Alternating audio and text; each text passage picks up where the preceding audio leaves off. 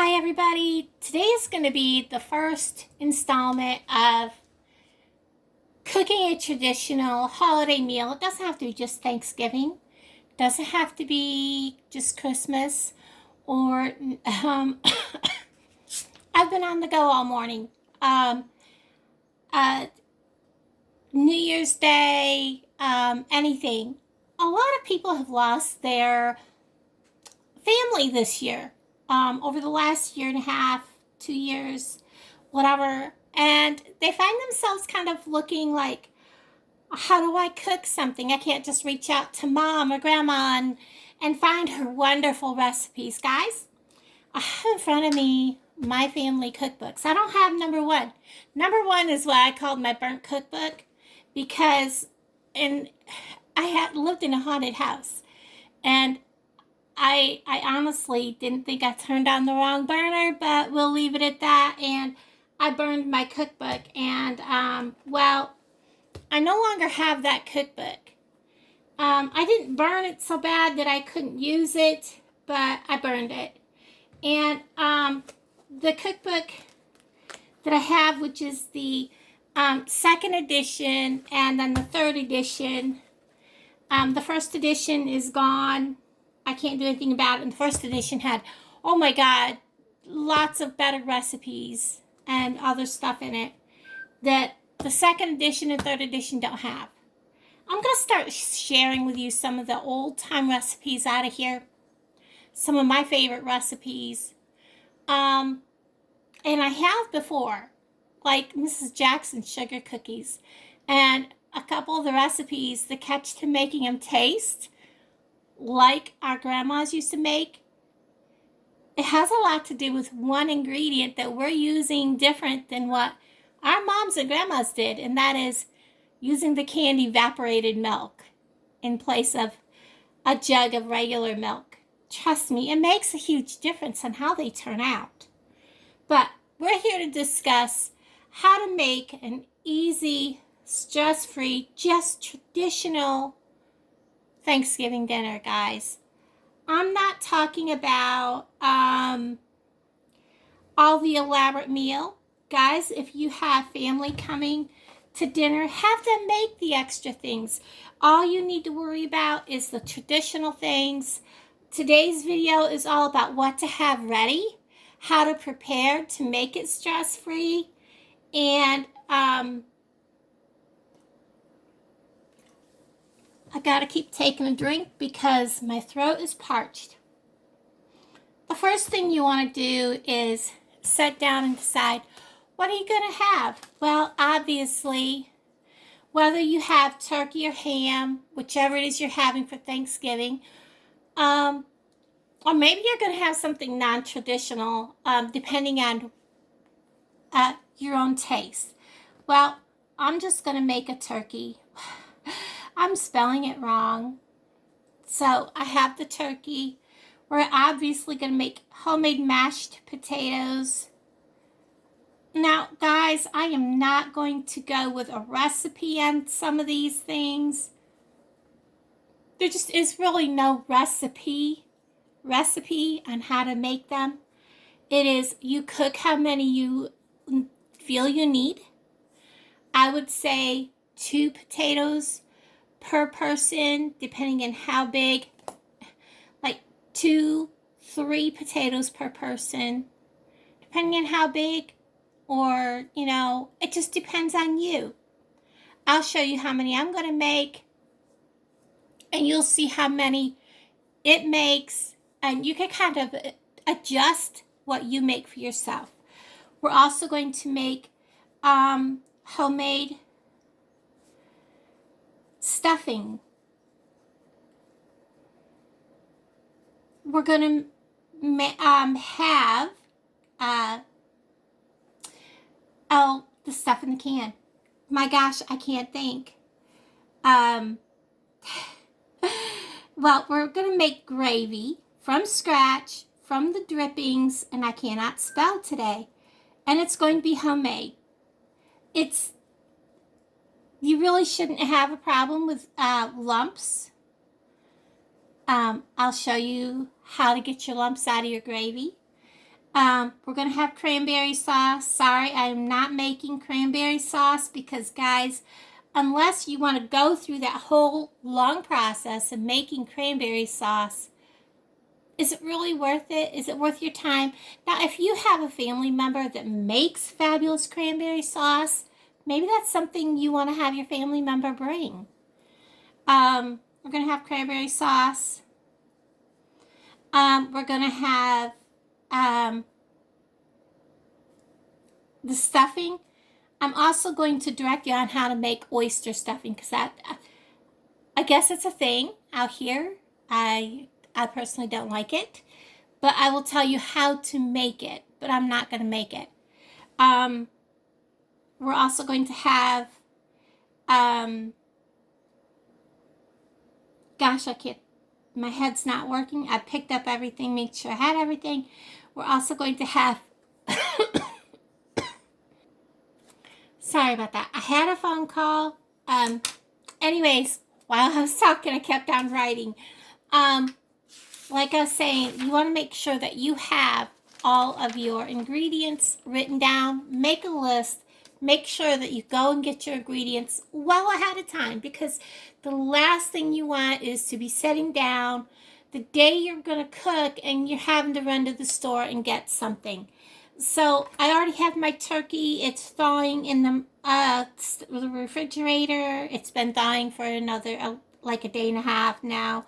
My potatoes, I have margarine, I have my milk, I have seasonings, the stuffing. You want to make sure you have about depending on how much you want to make sure you have about a loaf of bread if you're making a big batch. Now, I don't stuff my turkey. I found that I prefer my stuffing not in my turkey. It's been a preference of mine for many years. Onions, sage or poultry seasoning, celery if you want celery in it. I don't put giblets in mine. Some people do put their giblets in. If you're making oyster stuffing, I will walk you through how that's done, but I won't be doing it. I have made it for people. It's turned out wonderful, they tell me. I just don't like oyster stuffing. So for myself, for the video, I won't physically make it, but I will tell you how it's done. Of course, margarine.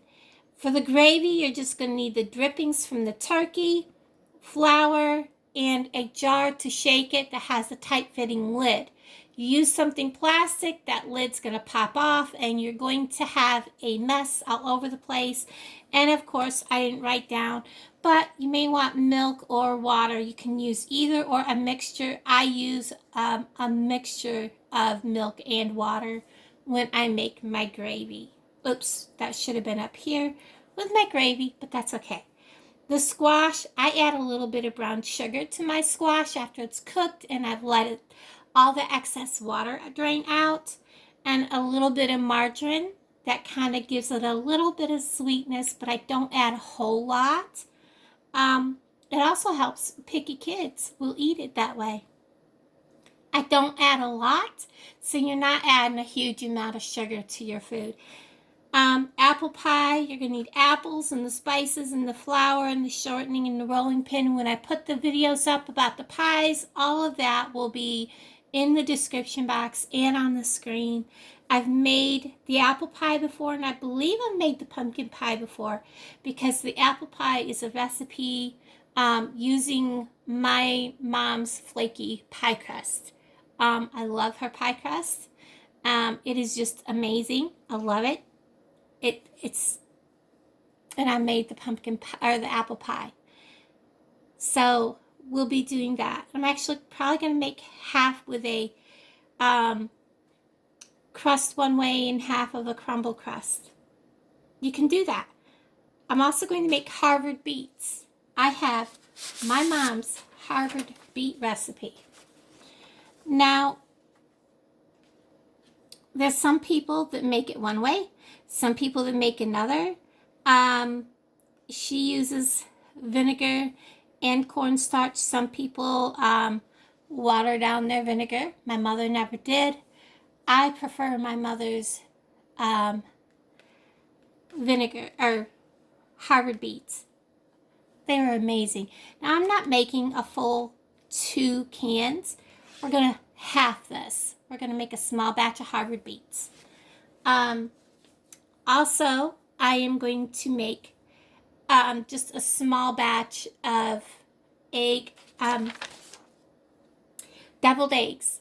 And I'm going to tell you how I make my deviled eggs. I do it a little different. There's some people add vinegar to their deviled eggs. Some people add this, they add that. I do something a little different. So I hope you guys hang out with me and watch that. There's some things that you may want to have on hand. Of course, a good rolling pin. This actually came from the Walmart. I think I only paid like $4, $4 or $5 for this. They're really inexpensive. I believe Dollar Tree has some. So check that out. You also want to have plenty of mixing bowls. How I cook my turkey. I don't use my oven. I have a big Oster, one of them roasters. Best way ever. If you do use a turkey bag and you're putting in a pan, that make sure your bag does not overlap. My daughter's very first turkey, believe it or not, the bag fell down over the edge of the pan she was cooking it in, caught her stove on fire. Flames up above the stove, kid you not. We cleaned it up. We took the bag off, continued to cook the turkey. She said it was the best tasting turkey she ever had. I actually had some. It was pretty good. There was really nothing. It was just the grease ran out of the bag, fell into the stove, caught the stove on fire. Turkey was fine. It was just the grease burning. Funny story, but you know, how many people have burned their first turkey? Let's see. Also, some things you might want to have is crock pot. A lot of this stuff can go right in the crock pot and be cooked. You can, after you cut up your squash, throw it in the crock pot, let it cook. That frees up your stove. After you've made your mashed potatoes, you can put them in the crock pot on low. The same with your squash. Especially if you have those small crock pots, great way to keep your potatoes and your squash and that kind of thing hot. Keep them on low. That way, they're still staying warm while you're still cooking and doing things and waiting for other things to get done. And it frees up your stove for other things. Our green beans are just going to be seasoned green beans, probably with some just salt and pepper, that kind of thing. I'm not going to do a whole lot with that. You can make all kinds of different other things other than green beans. You can make peas and carrots, which isn't necessary because you're going to have a well-rounded color plate as it is. So the green kind of gives you a different color because you've got the orange, you got the red, you got the white and the brown and all these other colors. The green just would look much nicer. So a green vegetable, spinach would be another one that would be great to have if you like spinach. I love spinach. But there you are. We're going to have a nice rounded plate. Nothing fancy. We're also going to do homemade dinner rolls if I have time. We're going to see. If I don't have time for homemade dinner rolls, I did have dinner rolls that I got from the food pantry that I'm going to pop in the oven and serve. They're brown and serve. I'll take them out of the freezer, let them thaw, and I'll throw them in. If I don't have time to cook them for the meal, I will put them up in a later video. There is a soft, fluffy dinner roll that my mother and grandmother and aunts all used to make. It's almost as good as a Hawaiian roll. So I may make that, but it may not be with this meal. We'll see. We'll see how well I go over the next 2 days because tomorrow is the day I cook the turkey. Today I'm going to try to get the pies done. I'm running low on time and things are moving along a lot faster than I thought they would today. It's been like one of those days where everything's going fast. Spices you want to have on hand. You want to make sure that you have vanilla because you're going to use that for everything. And what you can also do is measure out the spices that you need for everything into Ziploc bags. Like all the spices you need for a pumpkin pie in one bag, all the spices you need for your apple pie or whatever in another bag. Label them so that you have them all done. You just have to add them in as you're going. Depending on what you're cooking, whether you want to use ground sage, poultry seasoning. I am going to use poultry seasoning to season my turkey also. But either one of these will work in the dressing. Depending on what else you're going to cook, you may want some garlic powder, depending. For your pies, ground nutmeg, ground ginger. I have 2 nutmegs out. That's also something else you could use is thyme. Cinnamon. I have a really big bottle of cloves because I got it for $1. You know, why not? Those are all things. And if you don't have, you can always use pumpkin pie spice or ground allspice. Now, if you want to use these, the best way to know for sure how much to use is how much nutmeg do you need. Use that much of whichever one of these that you're converting it to. How much cinnamon did you need? Take that much of whichever one of these you're using it for, pumpkin pie or apple pie. How much, what is the other one? Cloves did you need, or ginger, whatever.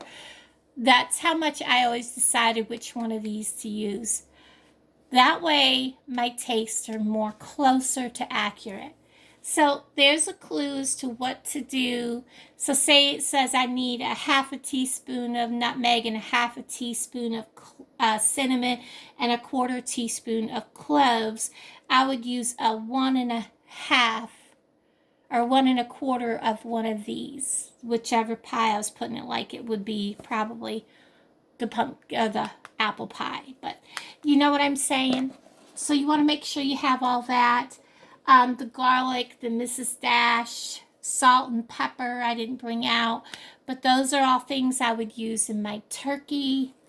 You'll see that coming up. I'll show you how to make a turkey seasoning. I don't just rub it on the turkey. I put it inside, underneath the skin, in margarine. Other things you may need to have, depending on what you're baking.